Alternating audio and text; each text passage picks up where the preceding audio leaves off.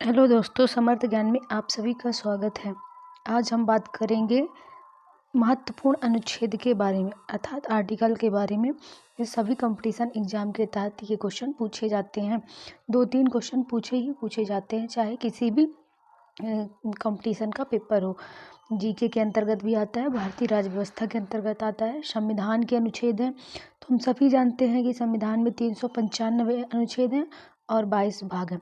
22 भाग के तहत ही 395 अनुच्छेद आते हैं। जैसे भाग 1 हो गया तो भाग 1 में 4 अनुच्छेद हो गए। तो इम्पॉर्टेंट आर्टिकल याद करेंगे जो हमेशा एग्जाम में पूछे जाते हैं। और आप ये भी जान लो कि संविधान में जब मूल संविधान बना था तब 8 अनुसूचियाँ थी और 4 अनुसूचियाँ बाद में जोड़ी गई। तो इसके बारे में जानते हैं। प्रथम अनुसूची कब जोड़ी गई? नहीं, प्रथम अनुसूची में किसका उल्लेख है? तो राज्य और जो राज्य हैं जितने भी और संघ राज्य क्षेत्र अर्थात केंद्र शासित प्रदेशों के बारे में वर्णन मिलता है। और दूसरी अनुसूची में किसका वर्णन मिलता है? पेंशन, भत्ते एवं विशेषाधिकार। जो पेंशन है, राष्ट्रपति, सांसद, ये इनके बारे में पेंशन, भत्ते, विशेषाधिकार के बारे में जानकारी प्राप्त होती है दूसरी अनुसूची में। और तीसरी अनुसूची में यही जो भी अधिकारी हैं, संसदीय अधिकारी, इनके शपथ का वर्णन है। जो सांसद हो गए, राष्ट्रपति हो गए, इन सब के बारे में, सुप्रीम कोर्ट के न्यायाधीश के बारे में। तो तीसरी अनुसूची इससे संबंधित है। तो पहली राज्य और उसके राज्य क्षेत्र। तो पहले भारत में क्या है? राज्य है, केंद्र शासित प्रदेश है। फिर इसके बाद पेंशन, उनके पेंशन, भत्ते, और तीसरी शपथ। और चौथी क्या है? राज्यसभा की सीटों का आवंटन। राज्यसभा की जो सीटें हैं, तो राज्यों में और केंद्र शासित प्रदेशों में कितनी सीटें रखा जाए, इसका आवंटन किया गया। अब पांचवी अनुसूची किससे संबंधित है? अनुसूचित जाति एवं जनजाति से। और छठी अनुसूची ये इम्पोर्टेंट है। ये पांचवी छठवीं एक साथ याद करो। पहली अलग से याद करो, राज्य है, तो केंद्र शासित प्रदेश है। दूसरी पेंशन और तीसरी शपथ, पेंशन शपथ, ऐसे याद करो। और चौथी राज्यसभा की सीटों के आवंटन। और पांचवी छठवीं एक साथ याद करो। SC/ST के क्षेत्र में प्रशासन के बारे में विशेष उल्लेख किया गया है। और छठी अनुसूची में विशेषकर 4 राज्य, इसके नाम याद रखना: असम, मेघालय, उत्तर पूर्वी राज्य हैं। असम के नीचे क्या है? मेघालय लगा है, फिर त्रिपुरा लगा है, मिजोरम। तो इन राज्यों में जनजाति क्षेत्र का जो प्रशासन है उसके बारे में उल्लेख मिलता है। और 7वीं अनुसूची किससे संबंधित है? शक्तियों के बंटवारा, अर्थात संघ की क्या शक्ति प्राप्त है, राज्य को क्या शक्ति प्राप्त है।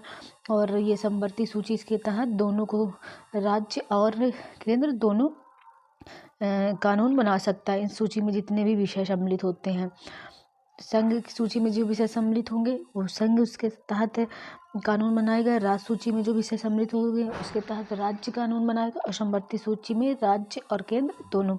लेकिन यदि केंद्र का पक्ष मजबूती से रखा जाता है कि जो भी विधेयक है तो यही कानून बनेगा, तो केंद्र सर्वोपरि होगा राज्य के ऊपर। 8वीं अनुसूची भाषा से संबंधित है।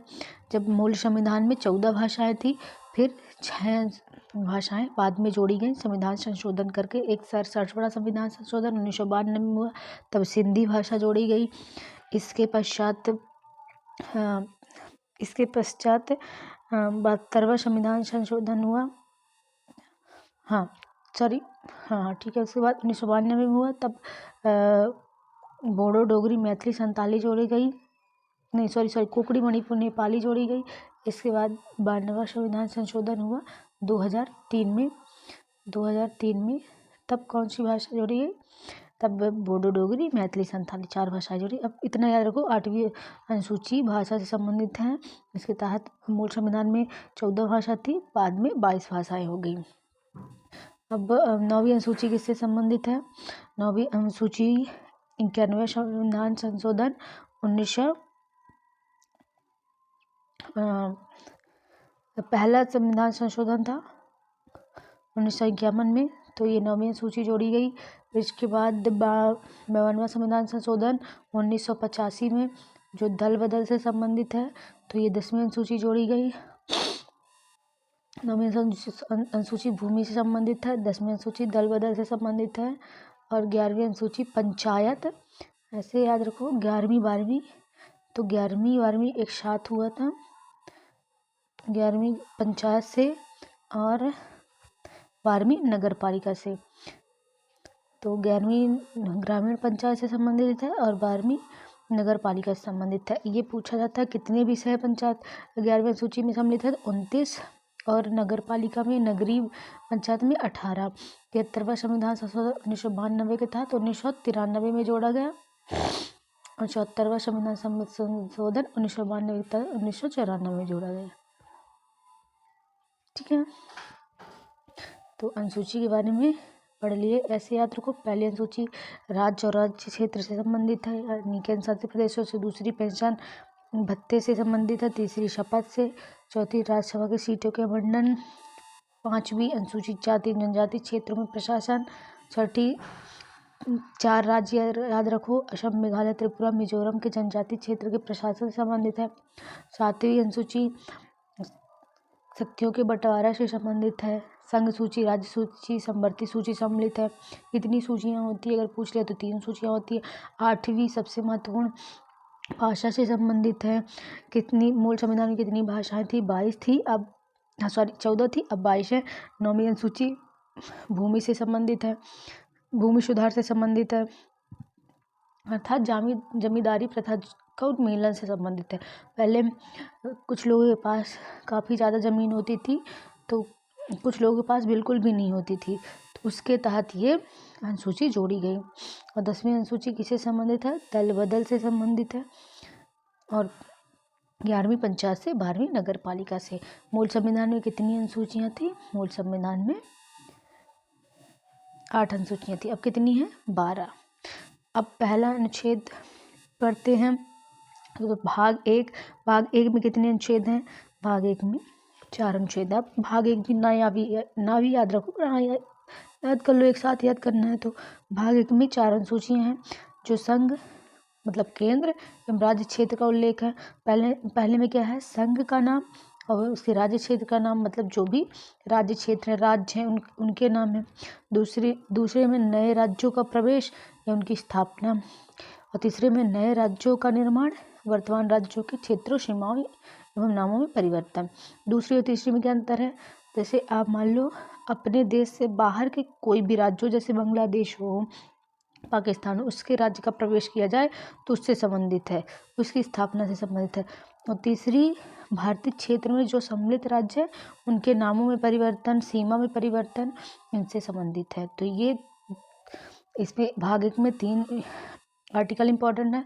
भाग 2 से क्वेश्चन नहीं पूछे जाते हैं, इतना याद रखो। भाग 2 में 5 से 11 तक नागरिकता से संबंधित है। और भाग 3 के बारे में जानते हैं, काफ़ी इंपॉर्टेंट है। भाग 3 मौलिक अधिकार है। मौलिक अधिकार को उल्लेख है 12 से 35 तक, अनुच्छेद 12 से 35 तक। अनुच्छेद 14 में क्या है? विधि के समक्ष समता। और अनुच्छेद 15 में धर्म, मूल, जाति, लिंग या जन्म स्थान के आधार पर भेदभाव पर निषेध, यानी किसी भी व्यक्ति से धर्म, मूल, जाति, लिंग या जन्म स्थान के आधार पर संविधान भेदभाव नहीं करेगा। अनुच्छेद 16 लोक नियोजन में क्षमता। लोक नियोजन अर्थात सरकारी नौकरी में क्षमता, लेकिन पिछड़े लोगों, महिलाओं या के लिए विशेष उत्पन्न किया गया है, इसलिए क्षमता की बात नहीं की जा सकती। कुछ अपवाद भी हैं। अनुच्छेद 17 में अस्पृश्यता का अंत, बहुत ही इम्पोर्टेंट आर्टिकल है, कई बार पूछा गया है। अनुच्छेद 19 काफ़ी इम्पोर्टेंट है। वाक की स्वतंत्रता। अनुच्छेद 18 क्या है? उपाधियों का अंत, ये इम्पोर्टेंट नहीं है। अनुच्छेद 19 में 7 प्रकार की पहले स्वतंत्रताएं थी, संपत्ति के अधिकार को हटा दिया गया, ये इम्पोर्टेंट है। 44वां संविधान संशोधन 1978 में संपत्ति के अधिकार को 19 7वें में जोड़ा था, है ना, चावें, तो इसको हटा दिया गया और 300 काम में जोड़ दिया गया और संपत्ति के अधिकार को मौलिक अधिकार से हटाकर कानूनी अधिकार बना दिया गया। अर्थात आपका मौलिक अधिकार नहीं है, बट कानून के तहत आपको अधिकार प्राप्त है। ठीक है। प्रेस की स्वतंत्रता जो पूछता किस आर्टिकल के अंतर्गत आता है, तो प्रेस की स्वतंत्रता आर्टिकल 19 के तहत आता है।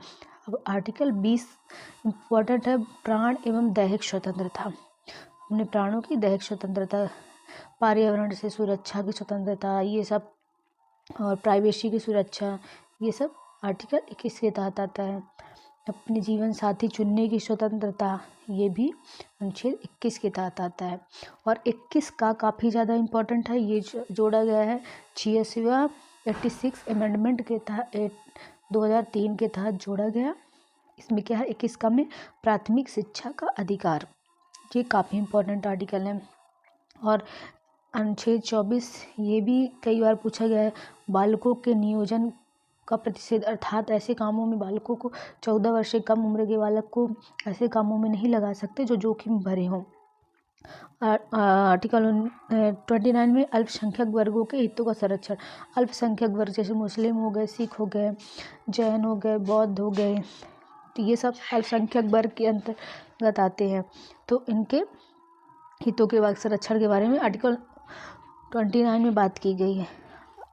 आर्टिकल 32 में संवैधानिक उपचारों का उपचार, अर्थात जो फंडामेंटल राइट्स हमें प्रदान किए गए हैं संविधान के द्वारा, तो उसका उपचार कैसे, सुप्रीम कोर्ट उसका उपचार कैसे करेगा, रिट कैसे जारी करेगा। जो 5 प्रकार की रिटें हैं, अगर आपको 5 प्रकार के रिट संविधान का सुप्रीम कोर्ट को कैसे जारी करता है, बंदी, प्रत्यक्षीकरण, प्रतिषेध, निषेध, ये सब, तो इसके बारे में जानना तो उसके लिए सेपरेट वीडियो बनाएंगे।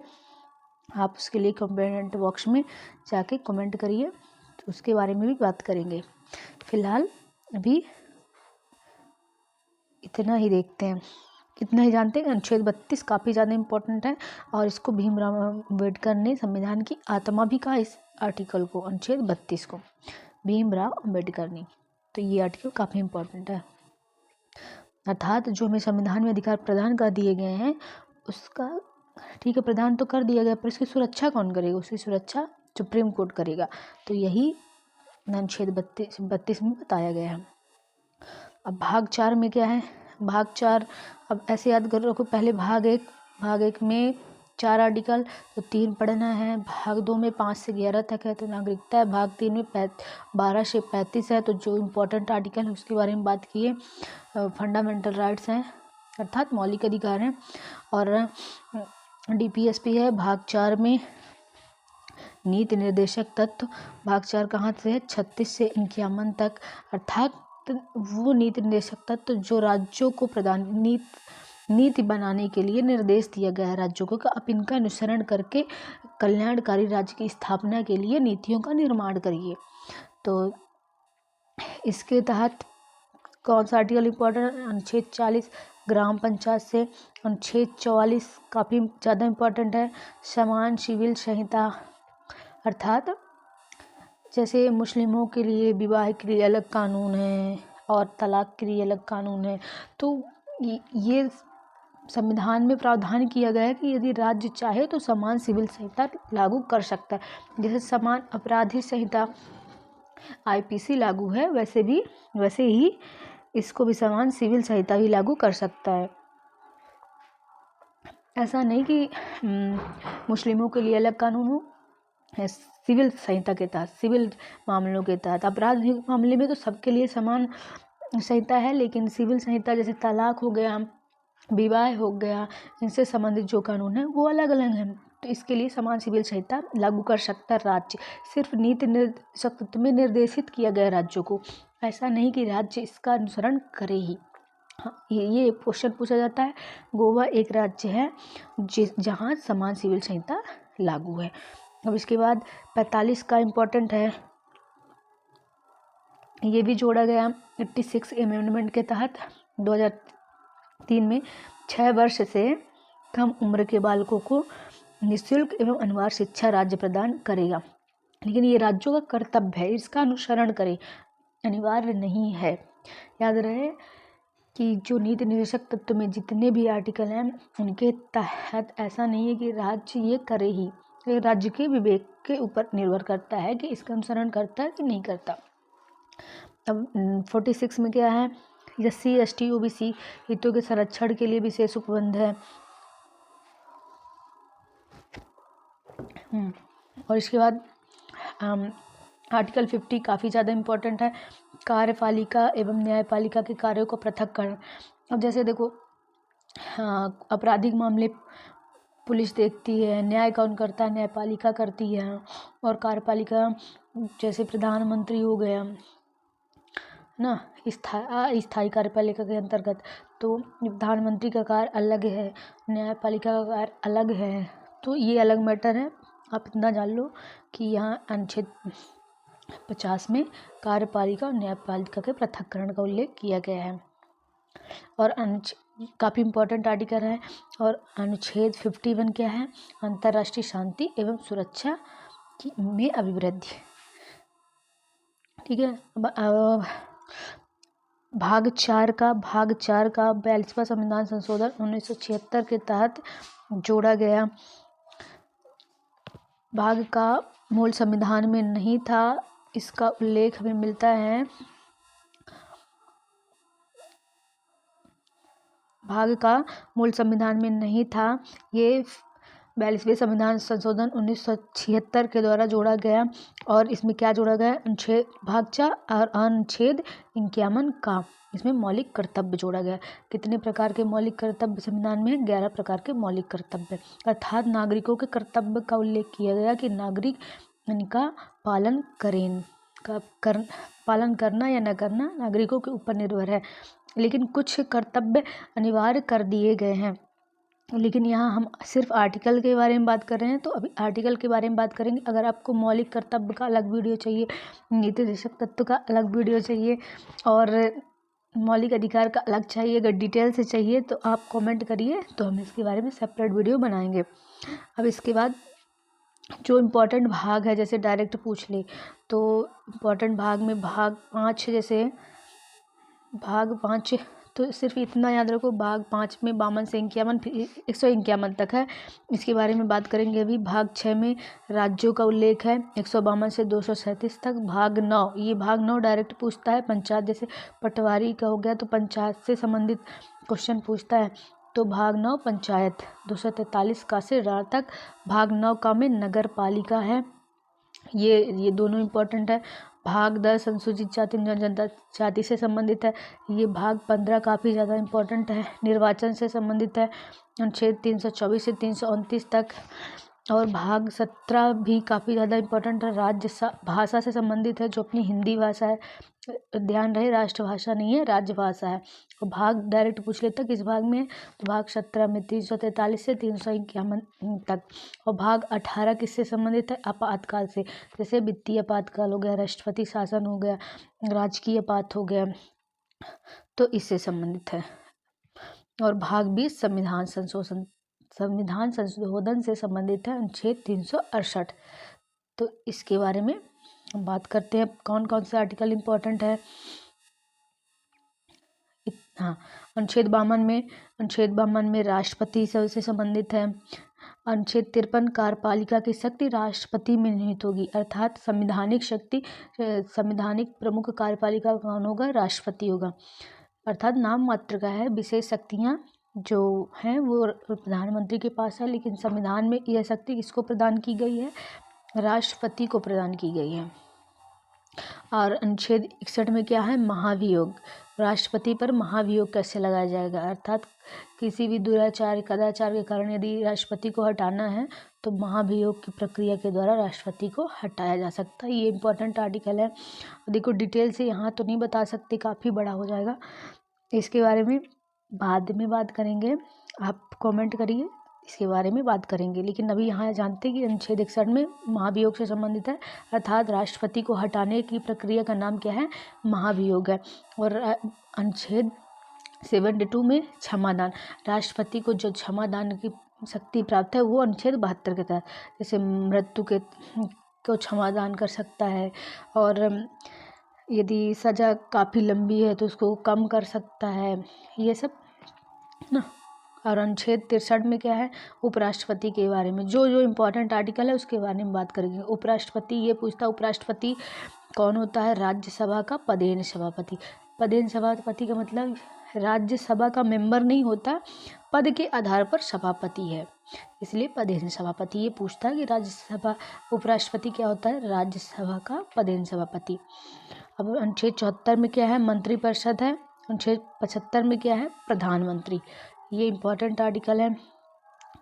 अनुच्छेद 74 में मंत्रिपरिषद होगा जो प्रधानमंत्री की सहायता के लिए होगा। अनुच्छेद 75 प्रधानमंत्री की नियुक्ति के बारे में है, उल्लेख मिलता है। अनुच्छेद 78 में राष्ट्रपति को जानकारी देने आदि के संबंध में प्रधानमंत्री के कर्तव्य। ये इम्पोर्टेंट आर्टिकल है।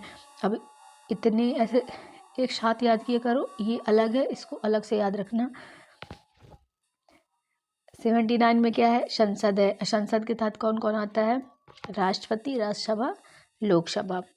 अनुच्छेद 80 में राज्यसभा, अनुच्छेद 81 में लोकसभा, 85 में सत्र 17 एवं विघटन। इसमें क्या अंतर होता है सत्र 17 एवं विघटन में? यहाँ नहीं बात करेंगे, इसका अलग से वीडियो बनाएंगे। और 98 में संसद सचिवालय, अर्थात संसद से संबंधित जो सचिव होते हैं उनका सचिवालय। अनुच्छेद 100 में क्या है? गणपूर्त, अर्थात किसी भी सदन को चलाने के लिए लगभग जितनी भी जनसंख्या उसका 1/10 है ना, जैसे लोकसभा के सदस्य इंटू 1/10 इतने सदस्य होने चाहिए, तभी सभा का संचालन हो सकता है। और अनुच्छेद 105 में क्या है? संसद का विशेषाधिकार। ये सारे इम्पोर्टेंट आर्टिकल है।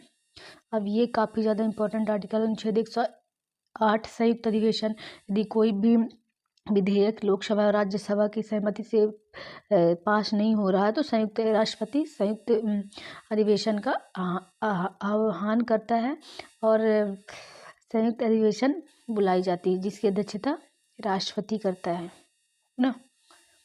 वैसे लोकसभा का अध्यक्ष करता है, लेकिन बुलाता कौन है? राष्ट्रपति बुलाता है। तो अनुच्छेद 108। अनुच्छेद 110 धन विधेयक से संबंधित है, बहुत इंपॉर्टेंट आर्टिकल है। अनुच्छेद 112, ये तीनों आर्टिकल बहुत ही ज़्यादा इंपॉर्टेंट है।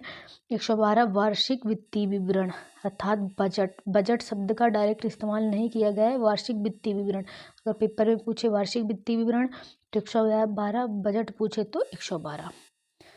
अब इसके बाद अनुच्छेद 123 किससे संबंधित है? अनुच्छेद 123 संबंधित है, एक मिनट, अध्यादेश, राष्ट्रपति की अध्यादेश जारी करने की शक्ति। अर्थात जब संसद सत्र में नहीं होती है, जैसे राज्यसभा और लोकसभा सत्र में नहीं है, तो राष्ट्रपति कोई भी कानून जारी कर सकता है और उसके लगभग 6 महीने तक की इसकी शक्ति प्राप्त होती है। इसी बारे में अलग से बात करेंगे, अभी इतना जानिए। अनुच्छेद 123 किससे संबंधित है? अनुच्छेद 123 राष्ट्रपति की अध्यादेश जारी करने की शक्ति के बारे में संबंधित है, जो काफ़ी इंपॉर्टेंट आर्टिकल है। अब अनुच्छेद 124 किससे संबंधित है? सुप्रीम कोर्ट से संबंधित है। अनुच्छेद 124 में सुप्रीम कोर्ट का उल्लेख है। सुप्रीम कोर्ट अनुच्छेद 129 अभिलेख न्यायालय से संबंधित है, अर्थात जो भी न्यायालय बोलेगा या तो वो क्या बन जाएगा? एक अभिलेख बन जाएगा, जिसको हटाया नहीं जा सकता है। तो अनुच्छेद 129 अभिलेख न्यायालय से संबंधित। अनुच्छेद 143 राष्ट्रपति की सुप्रीम कोर्ट से सलाह लेने की संबंध।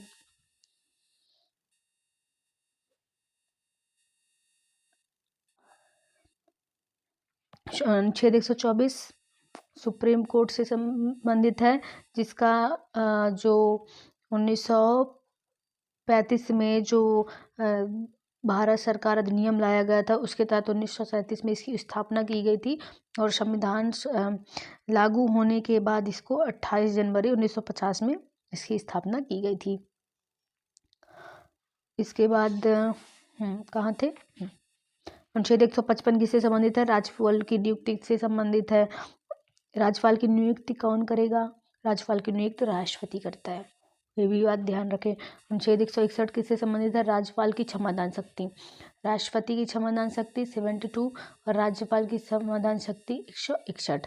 अनुच्छेद 213 राज्यपाल की अध्यादेश शक्ति। राष्ट्रपति की अध्यादेश शक्ति अनुच्छेद 123 और राज्यपाल की अध्यादेश शक्ति अनुच्छेद 213। अब अनुच्छेद 165 164 एक साथ याद रखो।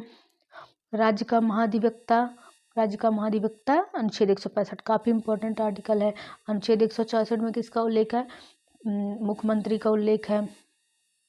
अनुच्छेद 168 और 169 एक साथ याद रखो। विधायिका का गठन है ना 168 और विधान परिषद का गठन 169, जो कि सिर्फ 6 राज्यों में गठित है। कौन कौन से राज्य हैं? कौन कौन से राज्य हैं? यूपी, बिहार, महाराष्ट्र, कर्नाटक, तेलंगाना, आंध्र प्रदेश। पहले जम्मू कश्मीर में भी विधान परिषद थी, लेकिन अब नहीं है क्योंकि उसका विभाजन हो गया है। इसके बाद अनुच्छेद 111 किससे संबंधित है? राष्ट्रपति की वीटो शक्ति, इसके बारे में अलग से बात करेंगे, काफ़ी इंपॉर्टेंट आर्टिकल है। और अनुच्छेद 200 राज्यपाल की वीटो शक्ति के बारे में उल्लेख है। अनुच्छेद 214 किससे संबंधित है? राज्य में हाई कोर्ट से 216 हाई कोर्ट के गठन से संबंधित। अनुच्छेद 214 क्या है? मतलब राज्यों में हाई कोर्ट होगा। और 216 हाई कोर्ट का गठन कैसे होगा, इससे संबंधित है। अनुच्छेद 226 एससी को अर्थात हाई कोर्ट को रिट जारी करने की शक्ति, सुप्रीम कोर्ट को रिट जारी करने की शक्ति अनुच्छेद 32 के तहत प्राप्त है। और हाई कोर्ट को रिट जारी करने की शक्ति अनुच्छेद 226 के तहत प्राप्त है। अनुच्छेद 239 किससे संबंधित है? दिल्ली के संबंध में विशेष उपबंध है ना। दिल्ली राज्य को जो भी दिल्ली केंद्र शासित प्रदेश को जो विशेष उपबंध प्राप्त है उससे संबंधित है। और 249 किससे संबंधित है? 249 राज्य सूची के विषय में संसद को कानून बनाने की शक्ति है ना। काफ़ी इंपॉर्टेंट आर्टिकल है। जब विशेष प्रावधान हो, राज्य सब अगर लगता है केंद्र को कि राज्य सूची के बारे में हमें कानून बनाना चाहिए, तो राज्यसभा 2/3 बहुमत से पारित करके अगर कोई भी प्रस्ताव लाती है तो इसके संबंध में यदि राज्य खुद कहता है तो संसद राज्य सूची के विषय में भी कानून बना सकती है। तो ये 249 उससे संबंधित है। और 263 क्या है? अंतर्राज्यीय परिषद, केंद्र और राज्य का के लिए जो केंद्र और राज्य का मेल जोल बना रहे, इसके लिए अंतर्राज्यीय परिषद का गठन किया जाता है 263 के तहत। 266 और 267 क्या है? संचित निधि और 267 आकस्मिक निधि। 280 किससे संबंधित है? वित्त आयोग से संबंधित है।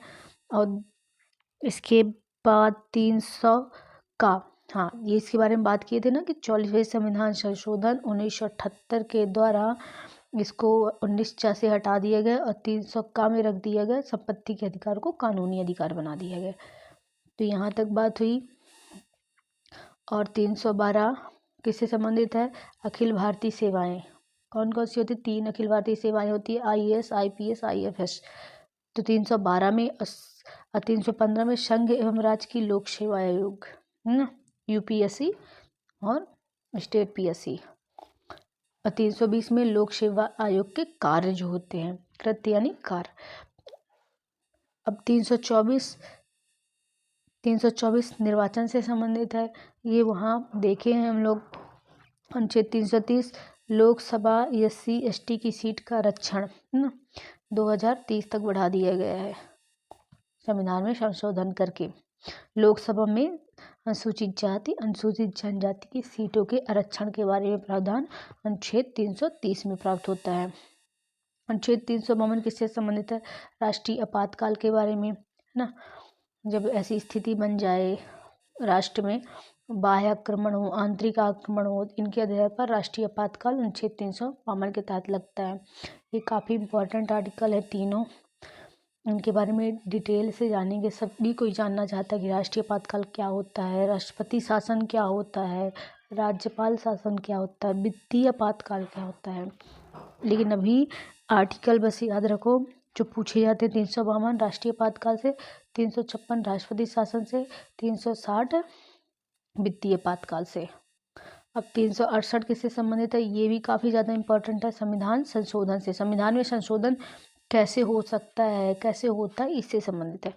अनुच्छेद 370 जम्मू कश्मीर के विशेष उपबंध में इसको हटा दिया गया है 31 अक्टूबर 2019 को।